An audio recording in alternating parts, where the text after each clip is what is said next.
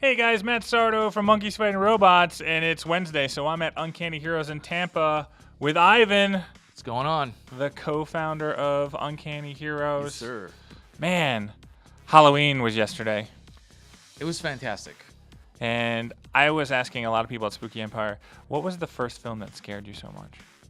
Like a lot. Man. Damn, that's a good question. I'm gonna say the only memory that I have is probably Predator. I think it was Predator. I The saw it at first home, Predator is pretty scary. but if you're I was, a kid. I don't know how old I was, but I remember when I saw the Predator, it was pretty scary. So yeah. For me, it was Poltergeist. That was the one that, like, Oh, I was a damn. little kid and I was like hiding behind a chair, and I don't know why I kept watching it, but I did, and I was just like, no. Yeah, see, I was screwed. My mom wouldn't let me, watch that stuff, so I had to like go to like a neighbor's house or something. And yeah, Predator was the one that was kind of like, shocked me. It's still one of my favorite movies till date. So And you're establishing a solid pull list now at Uncanny Heroes with all your patrons. sure. What are you seeing any like tendencies, or what are people getting? Well, right now the hottest title, if we want to call it that, but most people are gravitating towards DC Metal. People seem to be enjoying that book. I am enjoying it, and then they're also doing all these one shots of every single bad villain that forms, this team from the Dark Universe that Batman discovered. So I have most of my subs are getting that book. What else? I don't want to say we're like a DC, store, but the people are definitely leaning more towards all the DC Rebirth, series. Marvel's kind of like getting it back together. So with all the legacy titles, people are kind of like now jumping into all these part ones. I've seen in the Facebook message groups when I've been talking to different comic book readers, the hype for Legacy is starting to kick in. Yeah. Like it was a little slow, but like people were like, okay, I'm seeing some books I like, I'm seeing some characters I like, and so I think this is more where Rebirth was like an instantaneous like boom, where Legacy is more of a slow build kind of thing. Right. And with Rebirth is ever since the very first book that came out that kickstarted the whole DC Rebirth, they've been playing with the fact that they're bringing Watchmen into the DC universe. So people are expecting to see something very soon, which they did like a mini series. I have the trade right here. They did something with Batman and the Flash. It was a story. I covered your face. You're sorry. fine. You can go. Am I putting your camera out of focus? No, it's focused on you. You're good.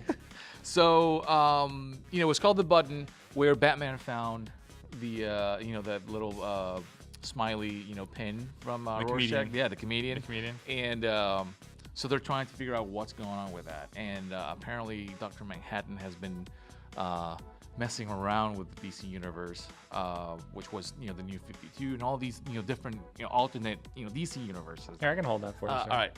can And so people are catching up and enjoying DC Metal, and then after that, Doomsday Clock.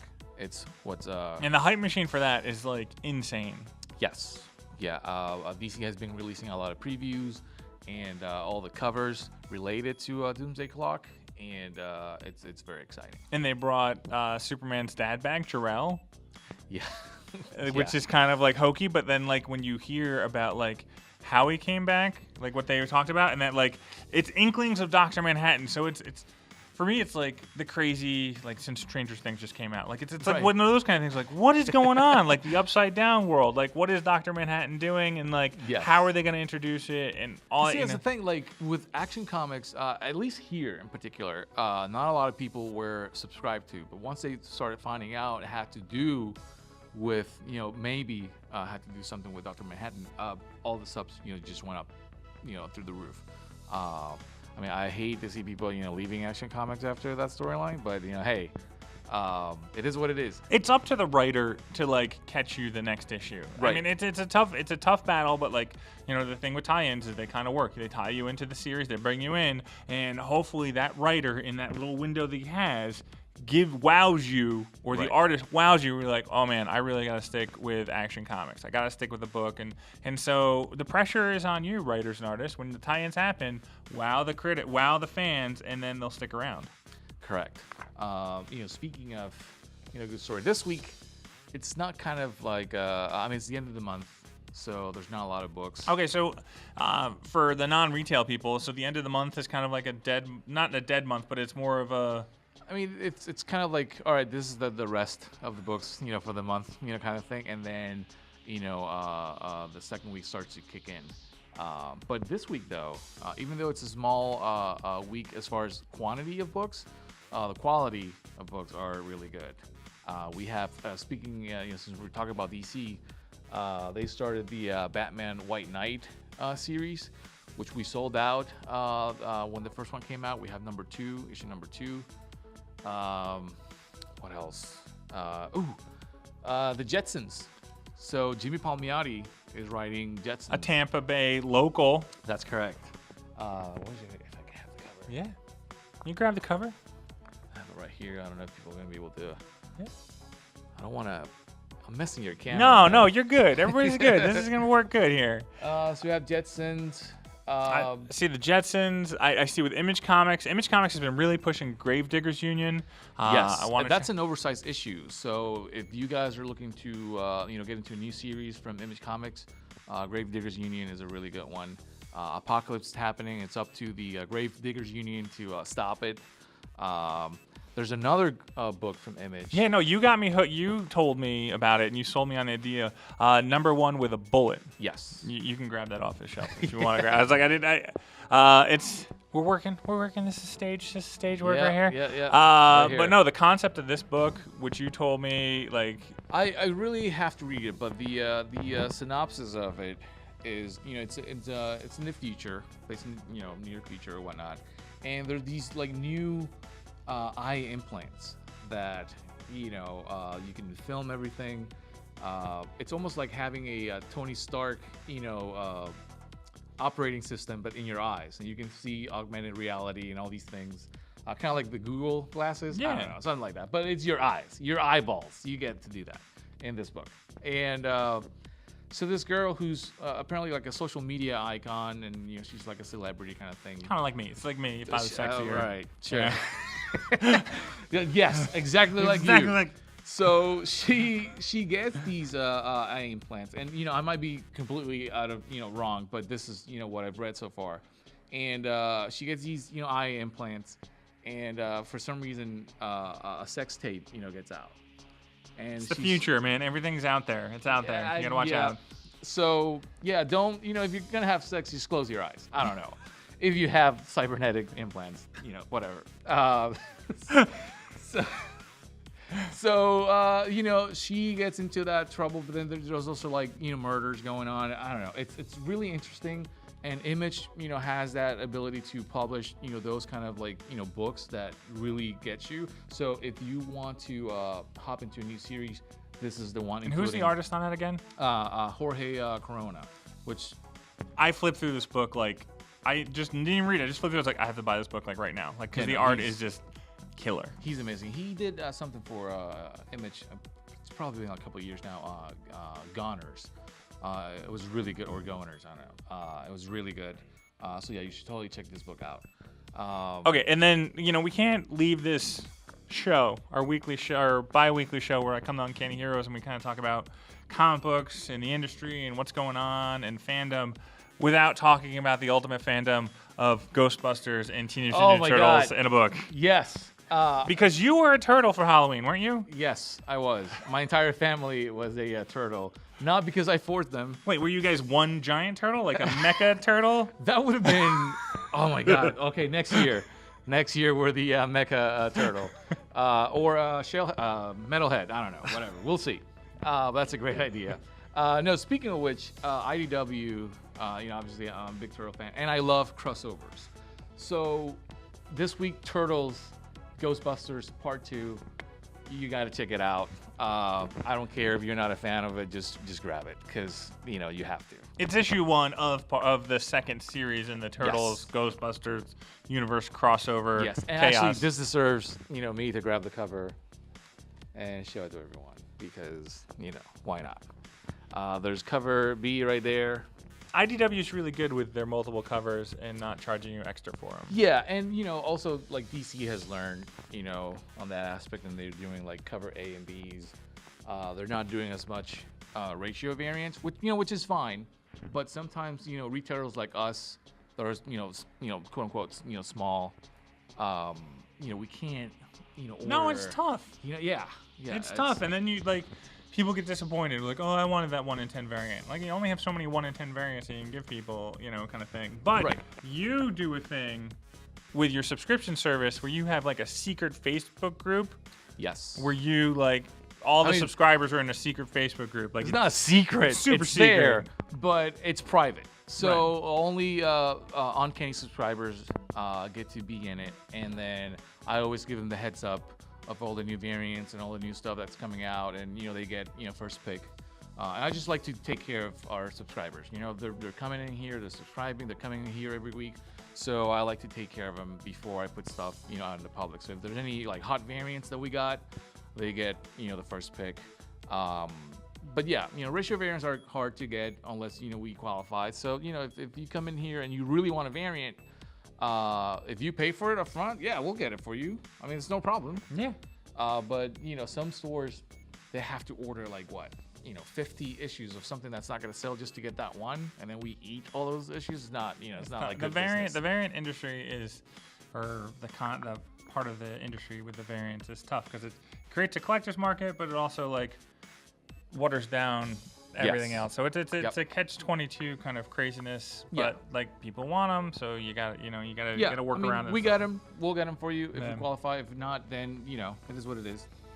Hi, Ivan. I'm gonna see you in 2 weeks, and I'm very excited. Yes, because we're getting close to turkey hopefully, time. Yeah, we'll have. I'm trying to work out an event or another signing for November, so we'll see how that goes. But we had a fantastic Halloween Comic Fest event. Bob Layton was here, and he pretty much spent the entire day here. A lot of people have fun, tons of candy. I still have free comics. If you want to pick up Halloween comics, I still have a few. So feel free to stop by. But yes, Ivan, thank you as always. All right, guys, we're back. I'm here with Chuck from Big Red Head. That says comics, but Vintage Toys. Correct. I should read the card. The card's right there. That's all right. And you have this awesome toy to talk to me about today. Yeah, man. This is the big thing I was excited about last time.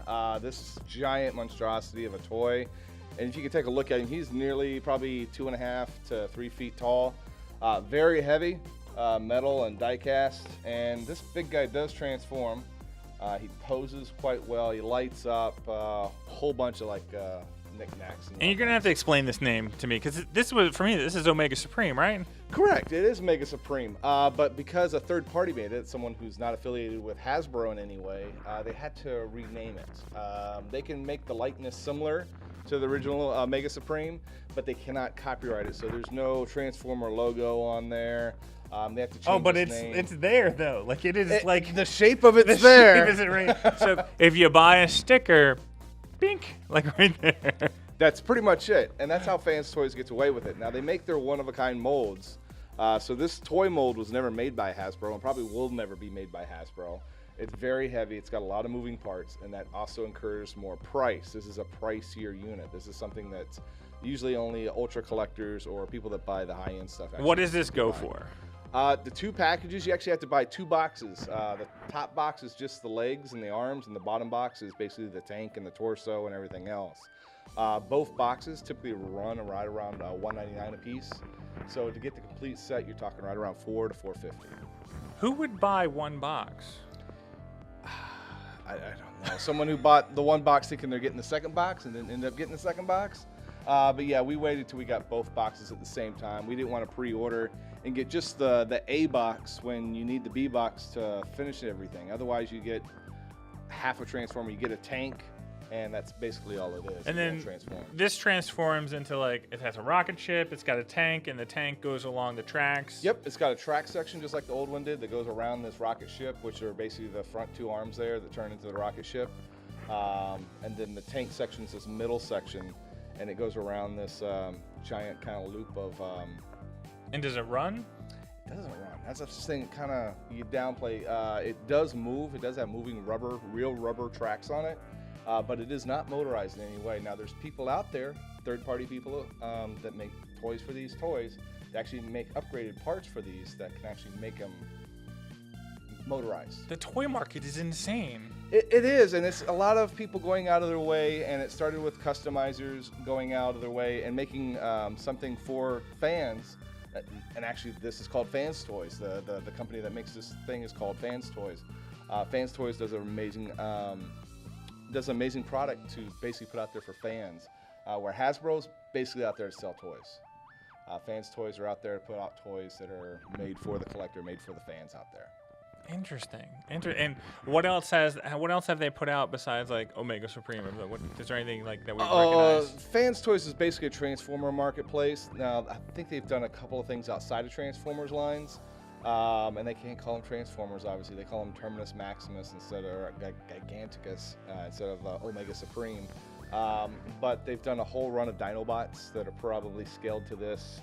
Come up to about his waistline. Oh wow! They've done a Galvatron that's beautiful Galvatron, which is also a Transformer as well. But yeah, they do different things, and then they build parts too to kind of add on to other toys. And how many of these things are they limited in quantity, or are they? They are fairly limited in quantity as well because of the price point. It's nothing you'll go out to a store and buy. You have to actually specially order this. We ordered this from Japan.